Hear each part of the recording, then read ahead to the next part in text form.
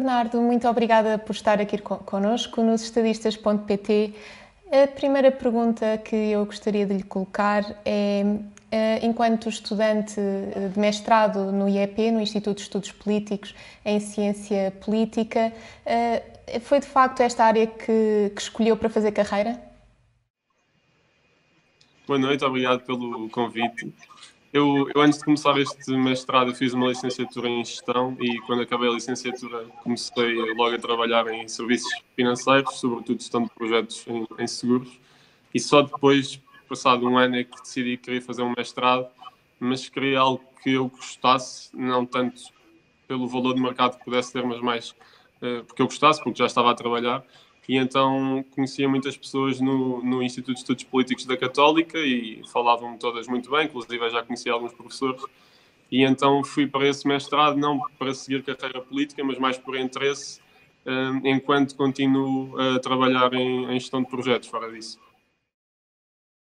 Referiu exatamente que também estudou gestão. A pergunta que eu lhe quero colocar a seguir é se acha que Portugal tem a casa devidamente arrumada e gerida.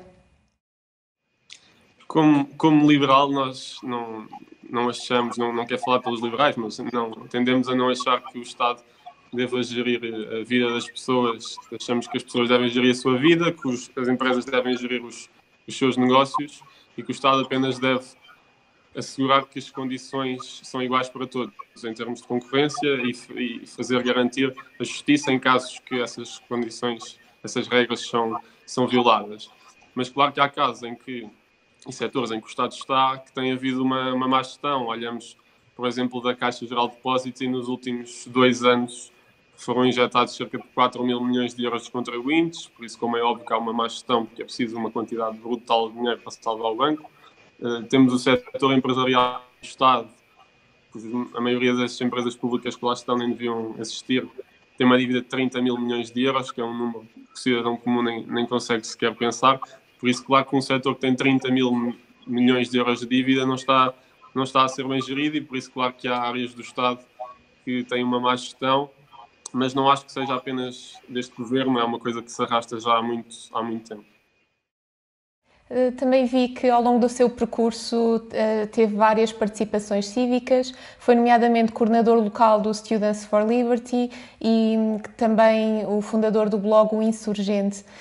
E é nessa qualidade que eu gostaria de lhe perguntar se acha de que é que os portugueses têm ainda que se libertar? Só uma coisa, eu não sou fundador do blog O Insurgente, o blog que é provavelmente dos blogs políticos mais acessados em Portugal, já existe desde 2004. Autor, eu sou autor no blog, okay. Que há vários, felizmente o blog já tem bastantes anos, e eu desde o secundário comecei a ter muito interesse por política e comecei a juntar-me a vários grupos. Quando fui para a faculdade, juntei-me ao Instituto Mises Portugal, que é uma instituição que promove o liberalismo clássico, e também mais tarde ao Students for Liberty, que é uma organização americana com filial em vários continentes, incluindo na Europa, que organiza eventos para discutir vários temas, sempre de uma perspectiva liberal e libertária. E desse ponto de vista tenho organizado muitos eventos e participo em muitos eventos, e felizmente tem aparecido cada vez mais pessoas, onde discutimos vários temas, sempre de uma ótica de qual é o problema, qual é o diagnóstico que fazemos e depois quais são as soluções liberais que há, o que é que se faz noutros países, se a saúde funciona aqui assim em Portugal e o Estado tem este papel, como é que funciona na Holanda, que é melhor, será que Portugal podia evoluir, se aqui temos uma das mais altas taxas de esforço fiscal, por exemplo, como é que os portugueses se podem libertar disso, o que é que os partidos defendem ou não, o que é que deveriam defender, etc. Por isso, são eventos liberais, onde se conhece muita gente, não só do meio liberal, que é pequeno em Portugal ainda, mas são muito bons e acho que esse associativismo faz bem. Sei também que tem como referência o inglês William Gladstone. Como é que ele o inspirou? Eu não gosto muito de ter ídolos políticos, digamos assim, mas se tivesse de escolher alguma pessoa que gostasse do que já fez, se calhar também ajuda ao facto de eu não ter presenciado e só ver e só ver escritos do que ele fez, porque isso também ajuda a criar um certo mito, não é? Mas Gladstone foi primeiro-ministro britânico 4 vezes, se eu não estou em erro, durante 12 anos, e foi líder do Partido Liberal, que no século XIX a Inglaterra foi muito forte, daí o século XIX ser o século do liberalismo, e foi muito com ele que a Inglaterra começou a ter uma política de free trade, de comércio livre, de ter uma economia liberal, de ter igualdade de oportunidades em certas áreas, e foi a partir daí que depois outros países europeus também começaram a ter mais liberdade económica. A Inglaterra, antes da Primeira Guerra, já só tinha 10% da população em pobreza extrema, que é um número que o mundo, como um todo, só chegou a esse valor há 5, 6, 7 anos. Por isso, a Inglaterra há 100 anos, com o nível de liberdade económica que o mundo só conseguiu agora, já tinha só 10% da população em pobreza extrema, que é um número incrível. Fernando Pessoa uma vez disse: de todas as coisas organizadas é o Estado em qualquer parte ou época mais mal organizada de todas. Concorda com esta afirmação? Eu não só concordo com essa afirmação. Eu nunca tinha visto sequer essa afirmação na internet. Uma vez, tinha aqui um livro em casa em que tinha essa afirmação, e eu fiz uma série de imagens com essa afirmação, 2 sobretudo, que tinham mais impacto, e começámos a espalhar em imensos sítios, e depois, durante os últimos 4 ou 5 anos, tenho visto essa imagem em imensos sítios, o que é ótimo. Mas acho que antes de eu ter posto, não me quero gravar, mas acho que antes de ter posto na internet isto não havia lado nenhum. Não, concordo muito. Fernando Pessoa, durante a sua vida, o seu pensamento político foi mudando. Mas ele considerava-se em parte um liberal, e tem vários textos nesse sentido. Há um ótimo que eu recomendo que se chama As Algemas, onde ele faz basicamente uma apologia, mesmo que não sendo direto, faz uma apologia muito forte ao liberalismo, fala do indivíduo sobre o Estado, como o homem tem de se libertar, não só na parte económica, que ele fala bastante. Coisas que as pessoas que comentam na televisão não sabem, mas que ele fala bastante das ineficiências das regulações, das restrições económicas, mas também, por outro lado, também fala da parte social, de como o Estado, por vezes, é paternalista, tratando quase as pessoas como crianças numa série de casos, e ele depois dá um caso da altura, que era o caso da lei seca, que juntava as duas coisas. Era o Estado que queria ser paternalista, não deixava as pessoas consumirem álcool porque fazia mal, mas ao mesmo tempo isso era totalmente ineficiente em termos económicos, porque havia muito mais contrabando, era mais perigoso para as pessoas, os criminosos lucravam mais, os negócios pequenos que antes eram legais tinham ido à falência. Por isso esse caso é muito bom da lei seca que Fernando Pessoa dá, porque junta as duas partes liberais, a económica e a social. E no que toca à educação, considera também que devia ser dada mais liberdade às famílias? Liberdade em que aspecto? A questão é, quanto à educação e também à saúde, que nós costumamos falar das duas em conjunto, nós achamos que o Estado pode financiar a educação das pessoas, mas não tem de ser prestador. Basicamente, as pessoas podem ter o acesso garantido através de financiamento do Estado, mas não têm de ser necessariamente em escolas públicas ou em hospitais públicos.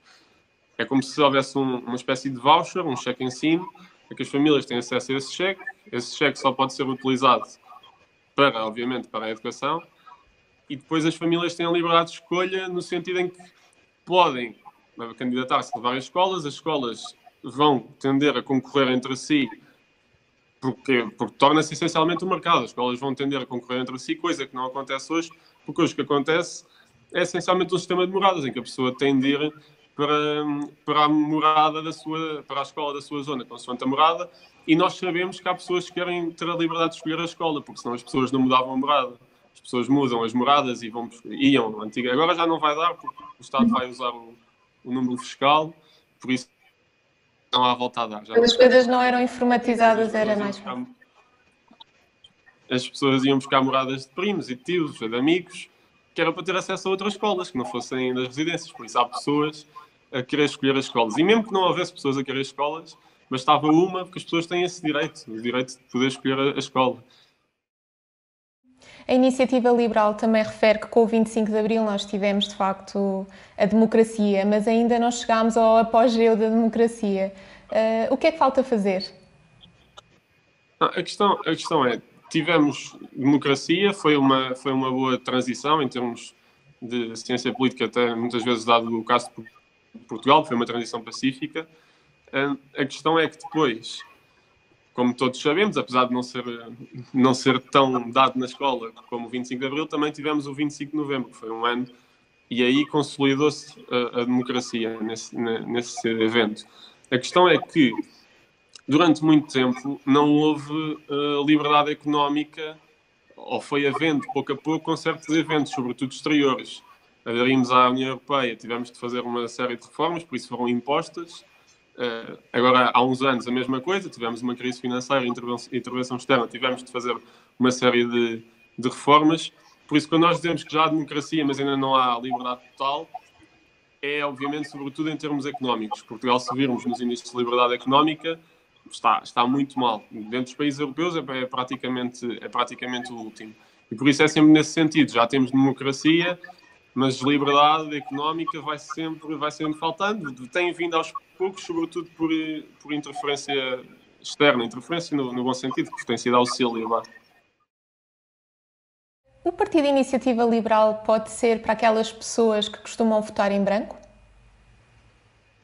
Sim, eu acho que pode. Eu acho que há muita gente, não só em branco, mas também pessoas que não votam e novos votantes. Eu acho que há um público mais jovem que ou não vai votar ou tem votado em branco em parte, que ainda há bastantes votos brancos, acho que há cerca de 3%, que, porque não se revê, há um certo grupo de jovens que são liberais economicamente e também são liberais socialmente, não são conservadores, e não havia até agora nenhum partido onde se pudessem enquadrar. E depois também acredito que haja algumas pessoas que votam em branco por já não acreditarem no sistema, nos partidos atuais do arco do governo, por isso podem ter esperança e que veem a Iniciativa Liberal como um grupo de cidadãos, pessoas que trabalham, estudam, que a maioria não teve nunca nenhuma associação, filiação partidária e que agora de forma voluntária e com muito trabalho e sacrifício pessoal fizeram aqui um grupo de pessoas, um partido, e podem ver aí alguma esperança, espero que vejam e depois depositem a sua confiança em nós. A Iniciativa Liberal também se foca muito nos aspectos da liberdade pessoal e aqui eu queria fazer a ponto com a questão dos adolescentes, que são muito suscetíveis a estereótipos. A Iniciativa Liberal tende a querer combater este tipo de preconceitos, que as pessoas não têm que ser todas iguais e que têm que ter liberdade individual. Podia-me falar um pouco sobre isso? É assim, para os liberais, é o único sítio onde há igualdade é perante a lei, que é uma grande diferença, sobretudo comparando com os socialistas. Os socialistas tendem a querer igualdade de resultados e os liberais tendem a querer igualdade perante a lei, igualdade de oportunidades em alguns casos. Nós aqui falámos na questão do financiamento da educação pelo Estado, mas depois tende-se mais a ser liberdade, é mais pelos meios, não pelos fins. O meio é as pessoas serem livres. E com esse meio, se o processo cumprir esse meio, se não violar a liberdade de alguém, nós achamos que é correto e que deve acontecer.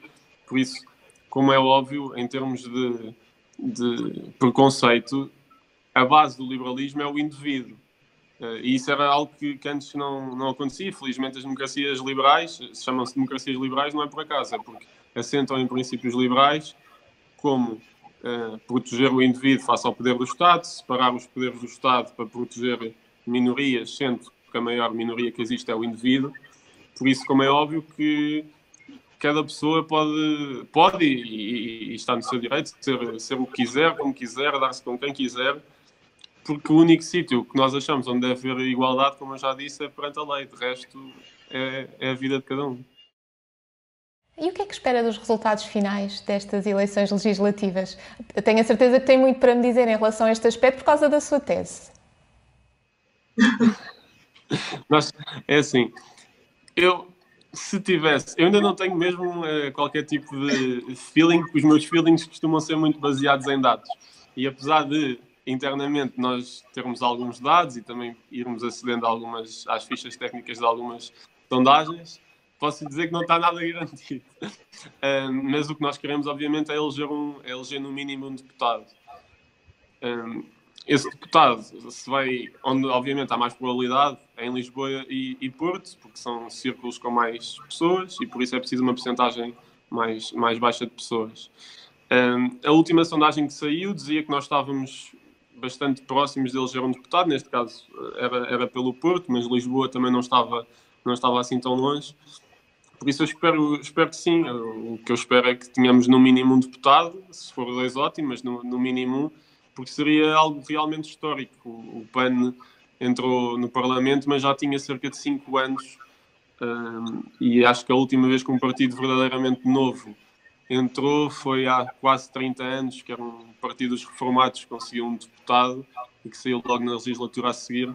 Depois houve outras coisas, o Bloco de Esquerda, mas o Bloco de Esquerda era um conjunto de partidos, um deles já existia há décadas, por isso não se pode considerar como um partido novo. O mais recente caso foi o PAN, mesmo assim demorou 5 anos. Se a iniciativa conseguisse em menos de 2, em cerca de 1 ano e meio, era algo... Seria um recorde, exatamente. E se quiserem ajudar nesta história, juntem-se a nós. E o que é que os portugueses, se conseguirem eleger um deputado, podem esperar do Partido Iniciativa Liberal? Eu acho que podem esperar essencialmente duas coisas. Primeiro, a defesa intransigente da liberdade, seja em que campo for, económico, social ou político. E depois, por outro lado, uma coisa que não tem havido muito esta legislatura, que é a oposição. Eu acho que não tem, nem do lado, sobretudo do lado do PSD, que quer queiramos, quer não, apesar de não ser governo, é o maior partido do Parlamento. É um partido com mais deputados, é um partido maior que o partido do governo no Parlamento. E não tem havido muita oposição. Rui Rio já disse várias vezes que se queria aproximar mais do PS, sobretudo no último ano. Agora, nestas últimas semanas, tem mudado um bocadinho o discurso, que não está a correr bem em termos de números. Mas não tem havido essa oposição. Parece que há assim um grande consenso social-democrata, não é? A Catarina Martins agora também diz que é social-democrata, o PSD é social-democrata, o PS é social-democracia europeia normal, dos partidos de centro-esquerda. Não sei, parece que tirando umas coisas ou outras está tudo muito parecido. Por isso, para além dessa defesa da liberdade, é sobretudo uma oposição muito feroz, que é o que nós temos tentado fazer, sobretudo com os meios que temos ao nível de redes sociais e cartazes, e passar agora isso para o Parlamento também, que é a fase seguinte. E acha também que é por causa dessa homogeneidade que os portugueses não estão a ir às urnas nas legislativas? Eu acho, nas legislativas europeias, em tudo, eu acho que os níveis de abstenção também têm subido muito, que as pessoas não acreditam. E não acreditam nos partidos, não acreditam nos líderes dos partidos.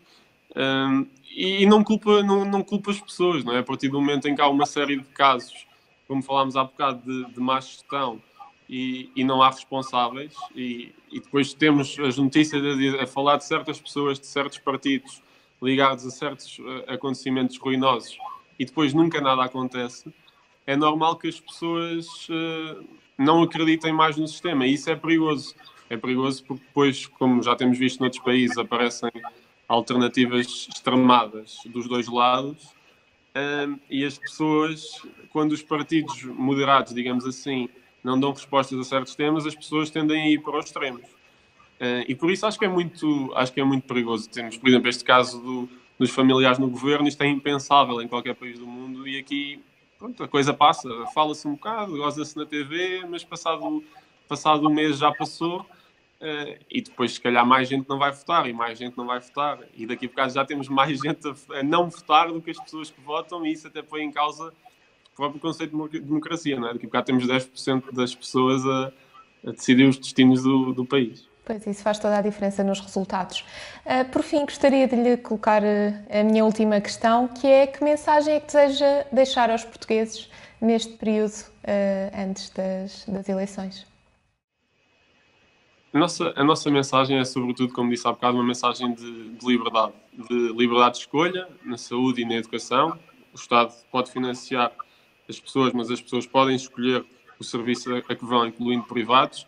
Uma mensagem de liberdade no sentido de libertação fiscal. Nós temos das maiores taxas de esforço fiscal da Europa, as pessoas pagam imensos impostos para os serviços que têm, temos de reduzir impostos drasticamente, não só a nível de IRC para as empresas, mas também a nível de IRS, daí que nós propomos uma taxa única de 15% de IRS para toda a gente. E também em termos de liberdade social e política, porque nem todos os assuntos são económicos, ainda há muitos temas onde o Estado intervém na nossa vida e onde nós achamos que isso não é moralmente correto, que as pessoas devem ter a liberdade para agir, mas também devem ter a responsabilidade depois de lidar com as consequências, obviamente, da sua liberdade. Bernardo Blanco, ficamos por aqui e muito obrigada por ter estado connosco. Certamente que enriqueceu muito o nosso programa e irá esclarecer muito os portugueses. Muito obrigada e até à próxima. Obrigado.